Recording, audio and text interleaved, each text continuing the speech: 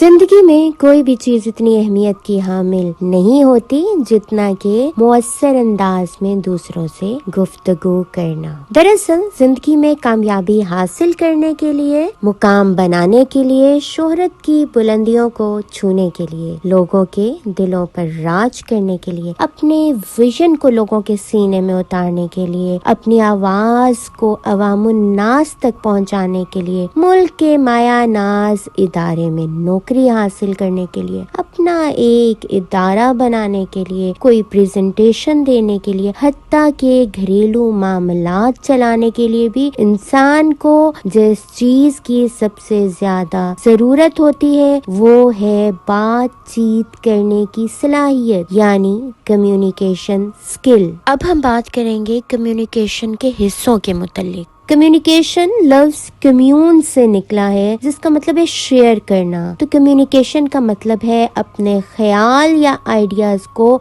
दूसरों के साथ शेयर करना, और कम्युनिकेशन स्किल का मतलब है अपने ख्याल या आइडिया को बेहतरीन अंदाज में दूसरों तक पहुंचाना। कम्युनिकेशन इंसान के दुनिया में आने से ही शुरू हो जाती है, और ये बात आप बहुत अच्छी तरह से जानते हैं। ये कम्युनिकेशन मौत तक जारी रहती है। तो कम्युनिकेशन में body language, listening, speaking, reading और राइटिंग सब ही शामिल है। अब सवाल ये पैदा होता है कि ये स्किल्स किससे सीखी जाएं? हर फन का कोई न कोई माहिर जरूर होता है, और हम में से हर कोई ये स्किल उस फन के माहिर से सीखने के ख्वाह होंगे। क्या ख्याल है? ऐसा ही है ना? तो मुसलमानों के लिए हर फन की माहिर हस्ती नबी मुकर्रम सल्लल्लाहु अलैहि वसल्लम की साथ है, जिन्हें कुरान ने उसवे हसना करार दिया है। अजीज नाजरीन, नबी अकरम सल्लल्लाहु अलैहि वसल्लम का तरीका गुफ्तगू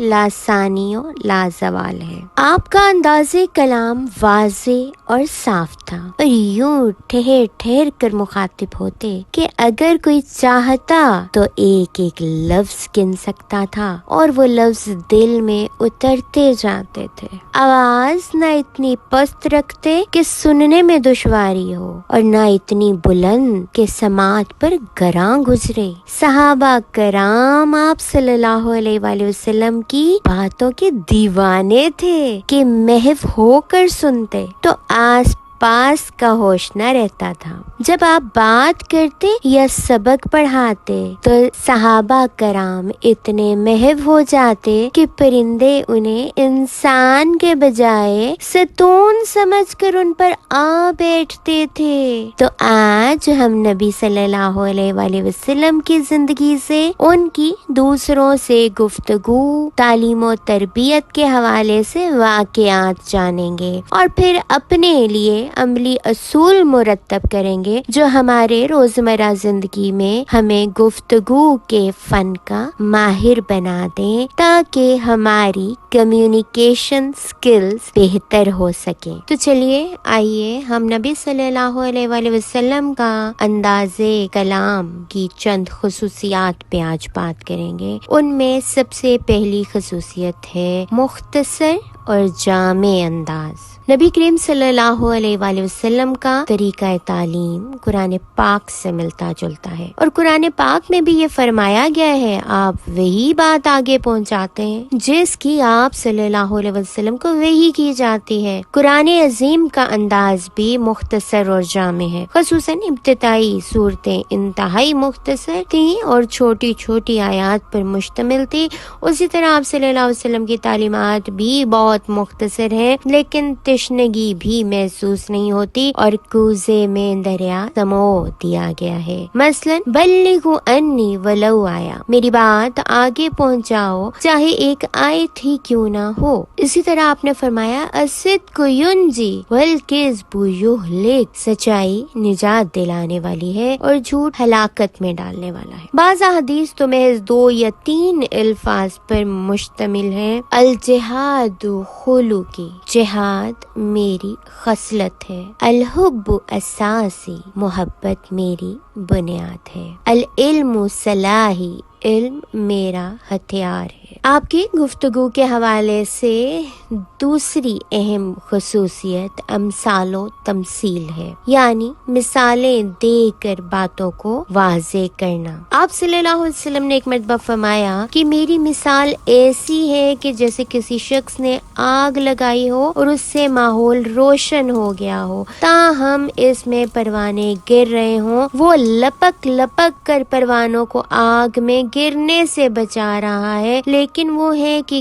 گر رہے ہیں۔ اسی طرح میں تمہیں کمر سے پکڑ پکڑ کر آگ سے دور لے جا رہا ہوں، لیکن تم ہو کہ اس میں گر رہے ہو۔ اسی طرح ختم نبوت کے بارے میں کہا کہ میری اور دیگر پیغمبروں کی مثال ایسی ہے جیسے کسی شخص نے انتہائی خوبصورت عمارت بنائی ہو، لیکن اس میں ایک اینٹ کی جگہ باقی ہو۔ میرے آنے سے یہ اینٹ عمارت میں لگ گئی اور وہ عمارت مکمل ہو گئی، لہٰذا میرے بعد کوئی نبی نہیں ہے۔ تو نبی صلی اللہ علیہ وآلہ وسلم نے اپنی باتوں کو واضح کرنے کے لیے کس خوبصورتی سے مثالیں دی ہیں۔ اسی طرح تیسری خصوصیت آپ کی گفتگو کی ہے کہ آپ نکات کا استعمال کرتے تھے، پوائنٹس میں بات کیا کرتے تھے۔ نبی کریم صلی اللہ علیہ وسلم اپنی بات سامع کے سامنے نکات کی صورت میں رکھتے تھے، پوائنٹس وار رکھتے تھے کہ وہ اس کے ذہن میں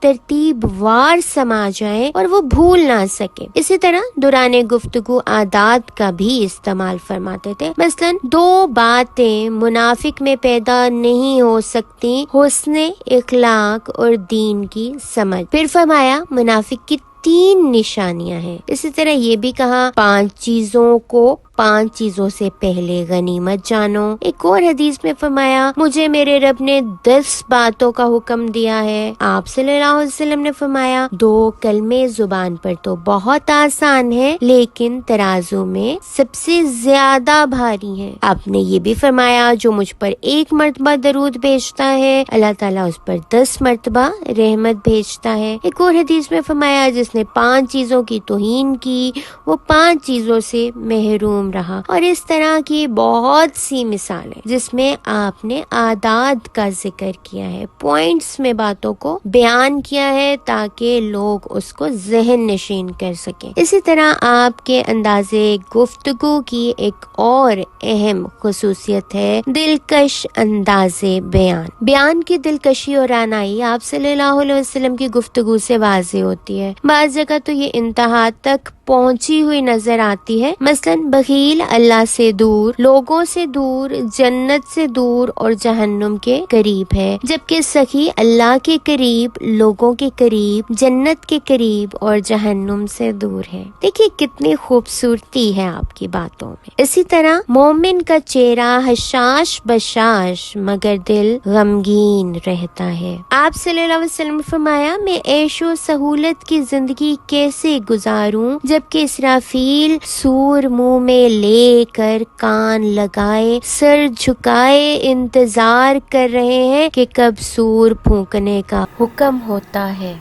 اسی طرح آپ نے فرمایا رحمت کسی سے چھینی نہیں جاتی مگر اس سے جو بدبخت ہو۔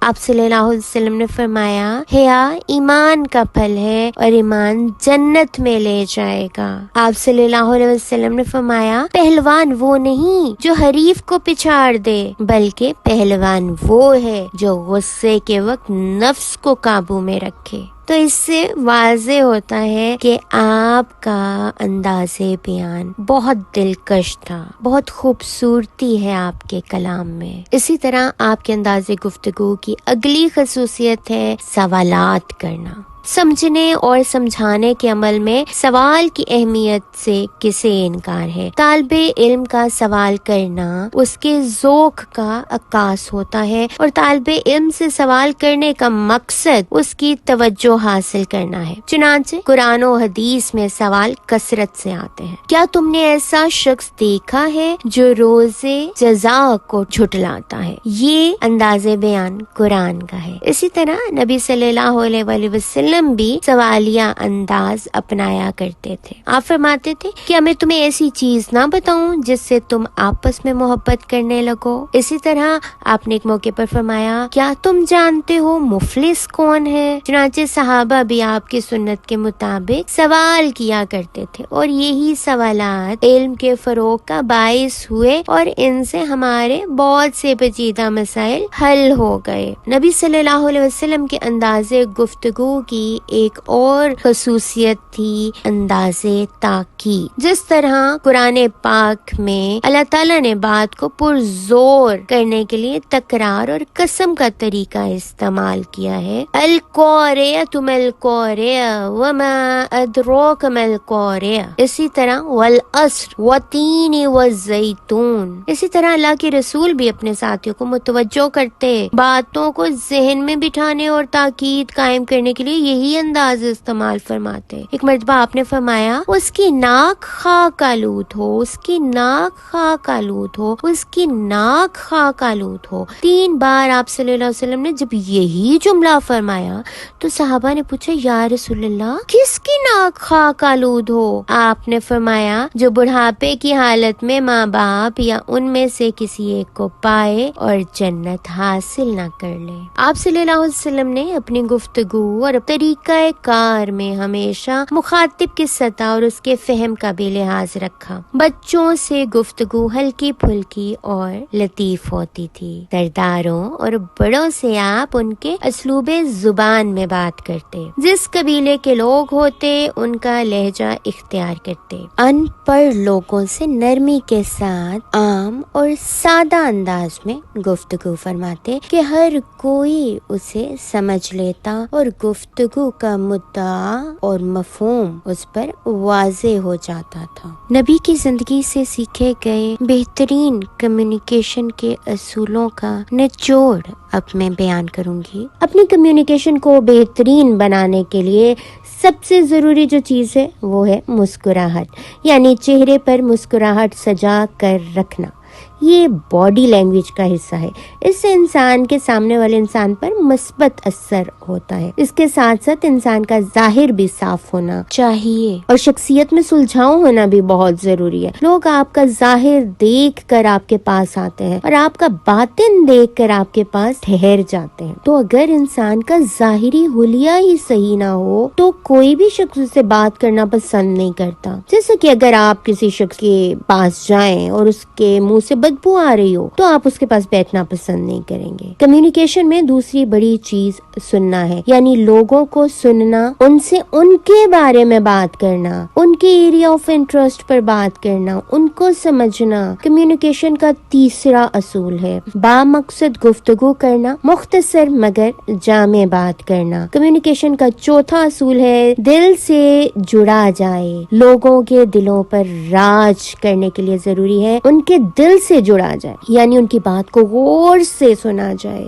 उनके मसाइल को समझा जाए, उन्हें अहमियत दी जाए। कम्युनिकेशन का अगला असूल ये है कि लोगों पर बेजा बेमकसद तनकीद भी ना की जाए, वरना इंसान लोगों के दिलों से उतर जाता है। बल्कि उसके साथ साथ लोगों की तारीफ और तहसीन करना भी बड़ा जरूरी है, यानी मुनासिब तारीफ। कम्युनिकेशन के लिए ये भी जरूरी है कि आप अपनी एक डोमेन का इंतखाब करें कि किस डोमेन में रह के आपने बोलना है, यानी क्या बोलना है और क्या नहीं बोलना। हर इंसान को खुश नहीं किया जा सकता। हाँ, अपने किरदार से, अपनी शख्सियत से मुतासिर जरूर किया जा सकता है, अपने असूलों से मुतासिर किया जाता है। तो कम्युनिकेशन के लिए किरदार का होना भी लाजिम है। कम्युनिकेशन का एक बड़ा असूल ये है कि इंसान जैसा हो वैसा ही नजर आए, यानी अपने ऊपर किसी चीज का लेबल नहीं लगाए, क्योंकि अगर इंसान के बातिन और जाहिर मुख्तलिफ हो तो लंबे सफर में लोग उसका साथ छोड़ देते हैं। यानी जल्द या बदेर इंसान का